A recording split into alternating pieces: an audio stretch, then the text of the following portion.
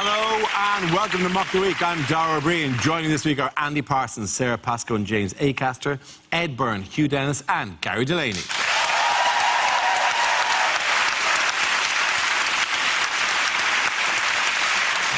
We start with a round call. If this is the answer, what is the question? On the board are 6 categories. Sarah, which category would you like? I will have world news, please. OK, world news it is. The answer is 1.6 billion. What is the question? Is it how many immigrants are so lazy they haven't even bothered to come over here? Is it what in decibels is Brian Blessed? Is it when they go back to us, how many drachma will there be to the euro? For about a week or so. How many Scottish people now say they voted yes in the referendum?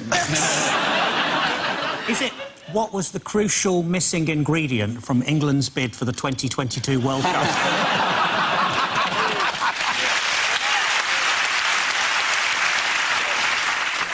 Is it how much are cats owed in YouTube advertising? Is it when I went on Dragon's Den, how much did I want for a 2% share in my body hoover business? James, talk numbers. How many? What's your turnover? well, Deborah. I haven't really got the numbers in my head. That's what they say, isn't it? Right, I'm out. That usually gets... Is it what is the count in Sesame Street up to now? We think he's just somewhere in a bar, just still counting. Just tiny Transylvanian puppet in a bar. 1.5.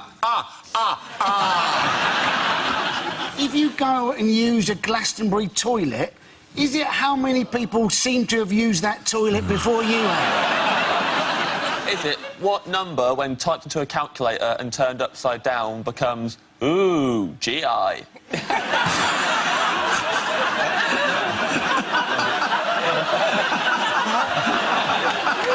Is it after you've popped, how many Pringles can you eat before you must stop?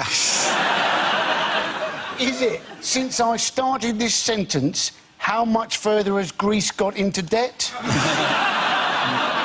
It's to do with Greece, clearly, yes, we're all dancing around. What is 1.6 billion? This is the amount in euros that Greece is supposed to pay back to the IMF by the 30th of June. You're absolutely right. Thank you very much, Sara Pascoe. Well done. Yes.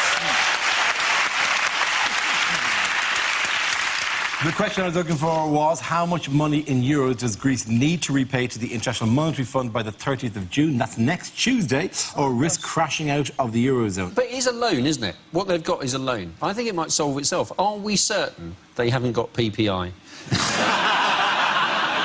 you think? Wouldn't that be great? Just on the day before they have to pay back, Alexander Tsipras, the Greek Prime Minister, gets a phone call saying, "We have been trying to contact you." That's the Greek PM. Well, he seems thrilled with that particular development. He looks so coy. He literally looks like that is the face that people do when you go up to him and go, "Where's my money?" He's like, "Money?" There's lots of ways of raising money, though, aren't there? I would have thought. They've got lots of stuff. Yeah. They could have a big episode of the Antiques Roadshow. They'd raise quite a lot of money. They could use plastic plates at weddings. That'd save a lot of money. And then if they fail, what's the term called for what will happen to them? Grexit. Grexit. Oh, yeah. I like that. It's a great term, isn't it? I don't like it being shortened, because I like it when the papers call it a messy Greek exit, because that sounds like a pornography description. I like when they say the Greeks have been warned of Grexit. Like, you know, Grexit is this thing which is going to emerge from the sea. In a kind of with his eyes so red and a scary nose and a horrible wart and his horrible toes. The Grexit. Grexit, sure. It just also sounds like the door on the way out of a Greggs, doesn't it? That's what confuses me about it. Don't they have that above the door in Greggs? If you eat yourself to death on pasties, that's a Grexit, I think. This, by the way, is not Greg's in Athens. This is people going, my money, please. I've seen queues like that in Leicester Square on a Saturday night. Not into a bank, presumably. I've seen long queues at cash machines just on busy nights. They might be going many times. For a bed and a bath. It means nothing. You're playing into the hands of the European Commission and their misinformation. Shit, I don't know what happened there. You're telling me that essentially all these people are on a night out and they just want a few quid. There are crisis negotiations taking place between the IMF and, well, the troika of different bodies who've lent money to them and to the Greeks, and I think the Greeks will win the negotiation, and I'm willing to go on the line for this, because with only some time to go during the negotiation, with the Greeks going, please, give us a bail us out, bail us out, bail us out, all they need to do, they've got one card that the Greeks can play, which is they can play that music, which means you will eventually, because it just starts like it's just quietly in the background, just slowly, give us some money, no. Give us some money, no. Give us some money, no. And then over time, slowly the pressure builds on this music until eventually it's like, give us some money, no. Give us some money, no. Give us some money, no. And eventually, I believe it gets us faster and faster until, you know, give us some money, give us some money, give us some money, give us some money, give us some money, give us some money, and until have the cash. Take the cash and go. Leave me alone. It's fine.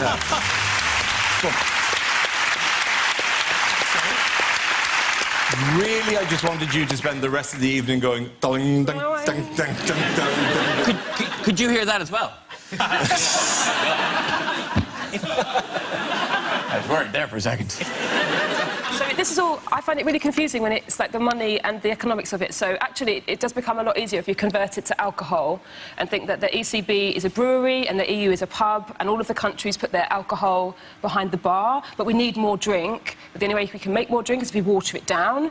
And Germany won't let us do that, and they're in charge because they make the best drink, which is beer. Greece only have ouzo, which is the worst drink, and we knew they only had ouzo, and we shouldn't have let them join the pub, but we did because we were hammered.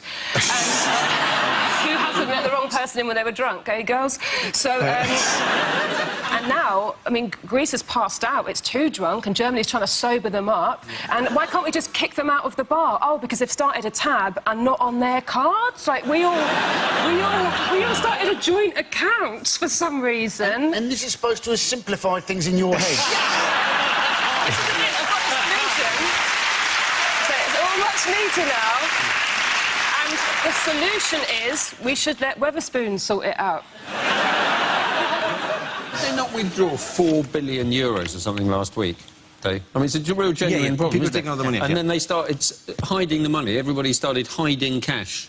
And they say in secret places in the article I read. They're hiding their money in frozen chickens. This is the strangest hiding place I had, where they put them in the freezer and they put the money into the chicken. We shouldn't know about that. But that's the whole point of hiding. It's a secret. Yeah. We live in England and we know where they've hid their money. It should not have got back to me. Can we play the music again? Oh, I love the music. Yeah, let's hear it. One more time. The middle bit. Just be so strong. Oh my God, this is so fun.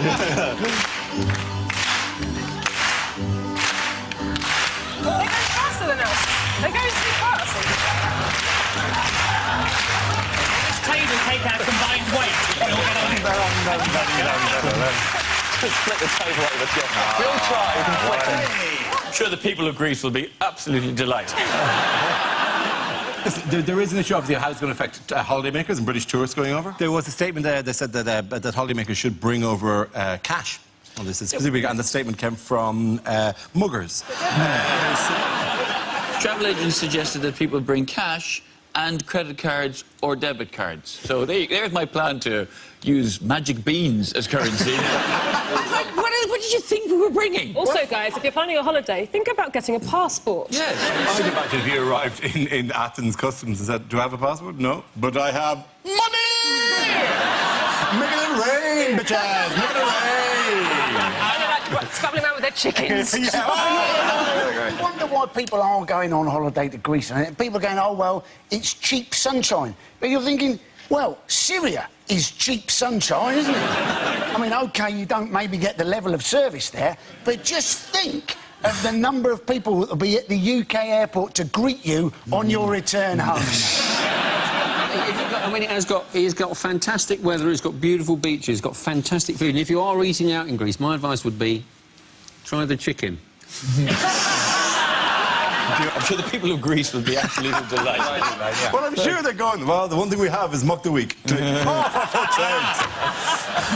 Through this difficult time, the one thing we've always been able to rely on is, oh, but now they're doing our dance wrong, incorrectly. Because when that music comes on, I start doing lobster hands for some random reason. I keep doing this, like it's a pincer dance. Oh! Not getting closer.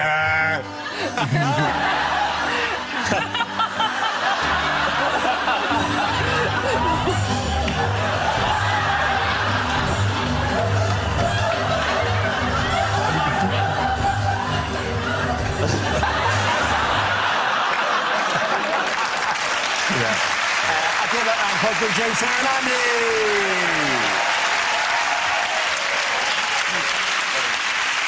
Now we play a round called Your Grexits Are Here, Here and Here. This game involves James and Gary, so if you could make your way to the performance area, please.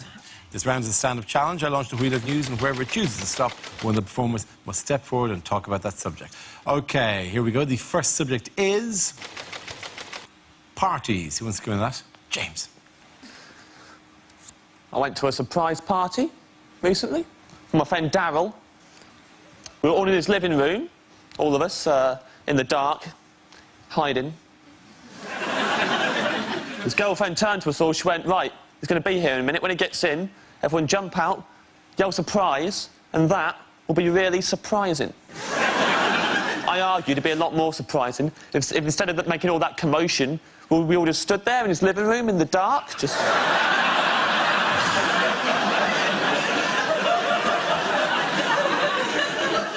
When he comes in and turns the lights on, see how surprised he is then?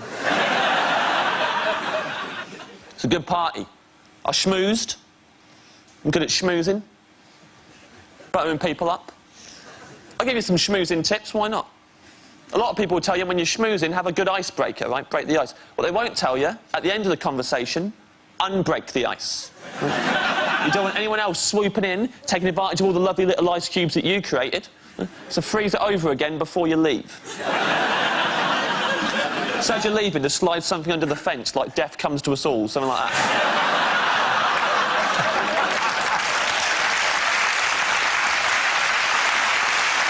Thank you very much, so, Gary's left. Let's see what topic you have, Gary. Let's spin the wheel. And the topic is childhood. I didn't know what to get my little niece for Christmas, so I asked my sister what she's into. And apparently, at the moment, she's mad about frozen stuff, so I got her some oven chips and peas. And they love that. Every Christmas Day, we'd always have pigs in blankets, or as you probably call them, relatives sleeping in the spare room. Winnie the Pooh, possibly the most vindictive chapter in Nelson Mandela's autobiography.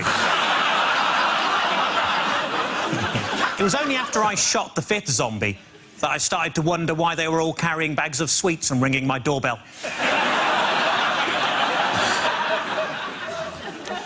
I've been trying to recapture my lost youth. I really must get that cellar door fixed.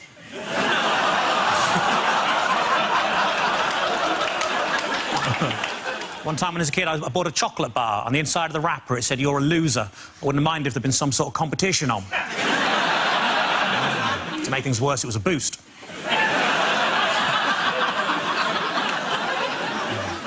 As a family, we couldn't decide whether to have Nana buried or cremated, so in the end, we let her live.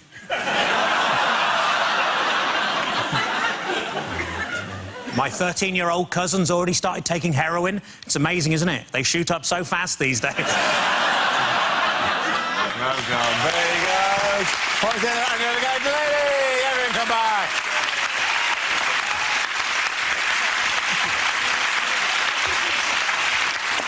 Our next round is called Picture of the Week. I show the panel a topical image and ask them to tell me what's happening. So what is going on here? Is he going, do you want to know why I'm called Trump? Pull my finger. This is taken at Comic-Con, and this is actually a guest appearance by Sloth from the Goonies. Are you sure he's not just showing how he got the money into the chicken? Really gotta get it up there, right in the air. Really just gotta get it up there. That's it. They've asked him, Donald, how many Mexican immigrants is too many? Is the caption, what's orange, angry and never going to be president? No, the picture is Donald Trump has announced he's standing for the Republican nomination as president in the election this year. Did you watch the speech? His magical, glorious, all-welcoming speech? The people who came really badly out of his speech were Mexicans, weren't they? Mexicans too badly, and he's like Nigel Farage. He's really worried about immigration. So his plan, if he becomes president, is he's going to build a 2,000-mile-long wall between the US and Mexico. So he's going to build a great wall to keep people out, and at the same time, his next point was he's not going to be influenced by China.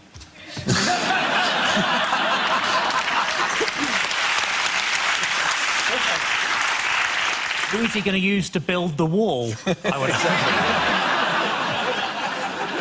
He said other stupid things. He said that all of the women on The Apprentice were either flirting with him consciously or unconsciously. And genuinely, he said that. And a word of warning, if they're unconscious, they're not flirting. That's an important lesson. Ultimately, it's going to come down to Bush versus Clinton, isn't it? In a nation that fought a war to rid itself of hereditary rulers. Jim speaks fluent English, fluent Spanish, doesn't he? So 2 more than his brother George. Jeb Bush is quite multicultural for a Republican, though, isn't he? Yes, he is. He's married to a Mexican, which just goes to show that in America, Mexicans do all the jobs that they don't want to do. In other news, which iconic building might need to be shut soon? Well, it's the Houses of Parliament, isn't it? It is the House of Palace Parliament. of Westminster. I never know the difference. I know, the Palace of Westminster was the Westminster entire Palace. thing, yeah. So the building needs repairs. It does need repair. It's all kind of falling apart and full of mice. It was originally a royal palace. I don't know why I'm telling you all this. Are we on a tour? Yes. I know, I used to do tour guides. So Do you actually work as a tour? Yeah, for about 4 years. In there? Is you working No, on London buses. So pointing at stuff. Oh, you were doing that thing? Yeah. And Parliament's incredible to talk about. It's perpendicular Gothic, which was influenced by the... Yeah, please tell us more, Sarah. This is why we came to watch Mock of the Week. So it was influenced by a tiny bit of Westminster Abbey. There's 8 Japanese tourists who haven't been getting anything else, and are now going, oh, very good, yes. Finally. When you say it used to be a royal palace, So are there the king used other to live palaces that aren't royal? Yeah. Are there? Crystal Palace? Yeah, very good, yeah. The Palace Tandoori, that's down near my way. What have they found inside there? Mice. It's infested with vermin, or at least that's what the rats say. With mice, moths and foxes. Foxes are running wild within the palace. That's not surprising. Just scavenging members of the Lib Dems who seem to have fallen away from the group. Well, we had 8 when we arrived here, but one has been picked off by the rest of the foxes. 3 billion's worth of repairs that are needed. The very minimum. And then there's 56 new SNP MPs who've been celebrating their arses off over the last 2 weeks. So you're thinking, are those 2 things related? 3 billion of repairs and a hell of a party from the Scottish MPs. You think that the 50 Scottish MPs have done £3 billion worth of damage? That'd be brilliant if they had, wouldn't it? And they're back on the train up to Edinburgh with Big Ben under their arm. I've got Big Ben! Going up to people. Got the time? You're all right. One of the suggestions, though, is to move the Parliament to Birmingham, isn't it? And David Cameron is all in favour of this because that is the hometown of the West Ham Football Club that he supports. Has anyone seen, by the way, the new mascot? Speaking of things that are... Look, the new mascot for Partick Thistle Football Club. It's brilliant. I've seen a picture of it. Yeah, it's designed by whom? David Shrigley. David Shrigley, contemporary artist, a huge fan of David Shrigley's work, has designed a new mascot for Partick Thistle Football Club. You know, to G the fans along, get them excited, raise the moods. This is the mascot. There's your nightmares made real, isn't it? Do you think they could have just put some pupils in the eyes to give them less of an unseeing cataract. That I, in the face of eternal evil, stare into my void of eyes. And the thing is, because it has to be, it is an important job. Like, not only because, you know, you're geeing the crowd up and you keep them well entertained, but often, and this is one of my favourite things on the internet, people do collections of these, often the mascots will be required, usually because they have forgotten to get off the pitch in time, to stand at the minute's silence if a minute's silence is being held. And there is a fantastic collection of mascots who have had to look sombre or grave or respectful. This is a particular I like this one. That's the Bradford chicken. Billy Bantam, I think he's called, looking very disappointed with it. He's upset because some Greeks have just stored money up his bottom. The next one is, again, very serious.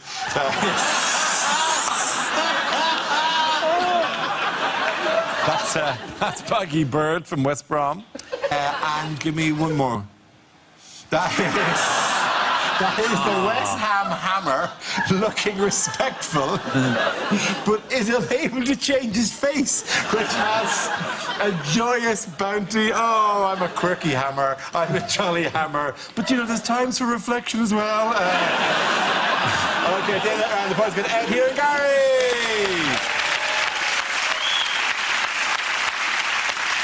Now we come to scenes we'd like to see. So if everyone can make their way over to the performance area, I'll read out this week's topics, and then we'll see what our panelists can come up with. OK, here we go. The first subject is unlikely film trailers. A man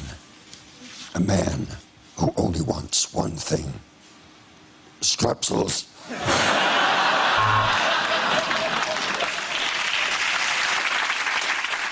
In his toughest assignment yet, Peter Parker has to pick a peck of pickled peppercorn.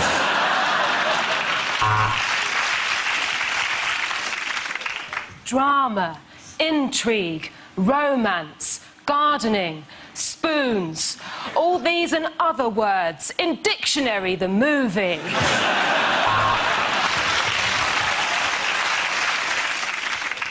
All your favourite administrators are back in Human Resources 2. This time it's personnel. When a hairpiece gets possessed by the devil, there'll be hell to pay.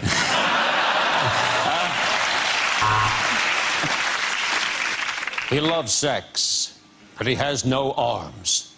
Which position will he choose? Missionary impossible.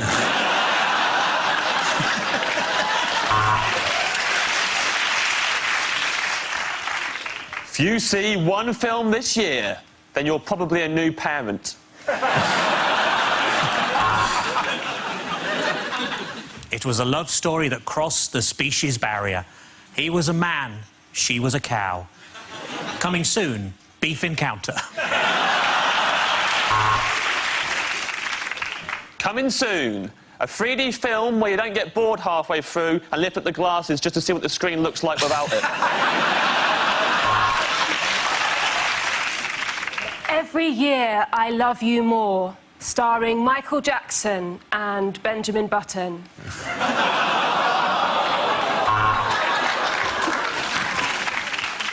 Coming soon, a story of premature ejaculation.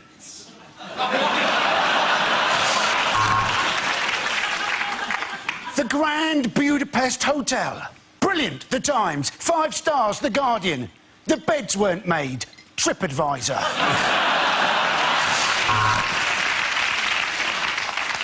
Part man, part machine, part bird, part drum.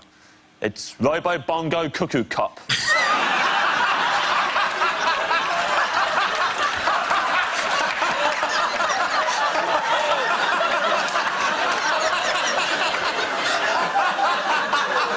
Thank you very much. A group of Greeks try to get away with their money. Chicken Run.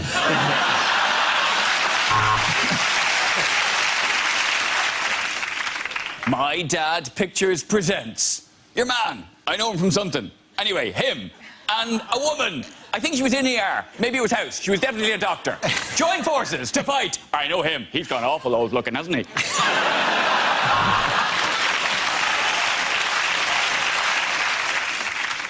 It's the bromance of the year. Ed and David Miliband star in What the Fuck Was the Point of That, Then?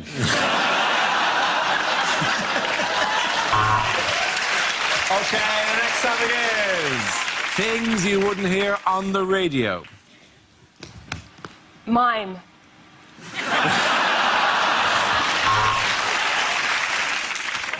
I'm sorry for that small pause just at the end of that record there. Only my shit took slightly longer than I expected. This is Top DJs of the 1970s. Prison radio has never sounded so good. A hideous car crash has occurred at the end of the A19. It's called Doncaster.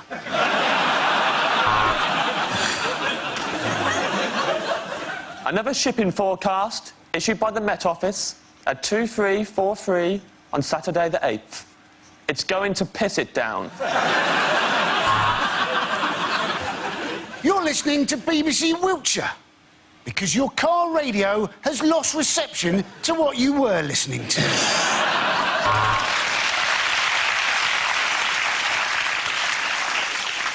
And next up on the Archers, there's an axe murderer on the loose. Not really. Someone has an argument with their housekeeper. Travel news.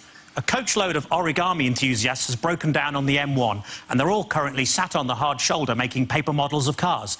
Traffic is described as stationary.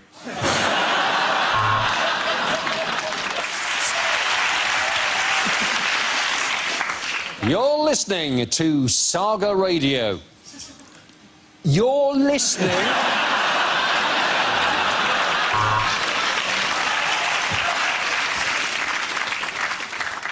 Lidl, Aldi, later Tesco. This concludes the shopping forecast.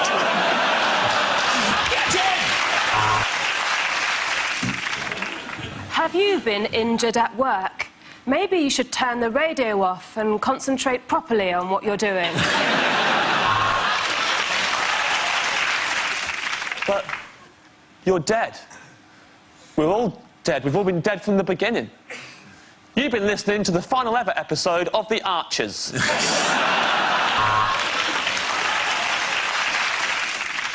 Next up on Gardener's Question Time, I'll be trying not to laugh like a schoolboy when a woman phones in with a problem about her box hedge.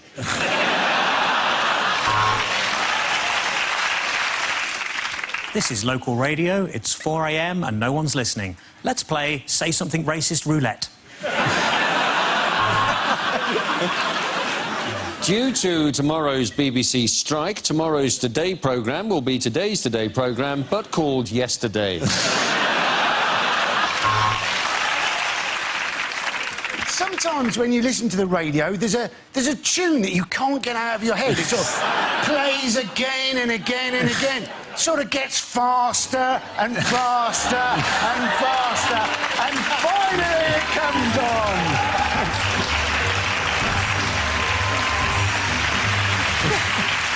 OK, give that round of applause for James, Sara and Andy.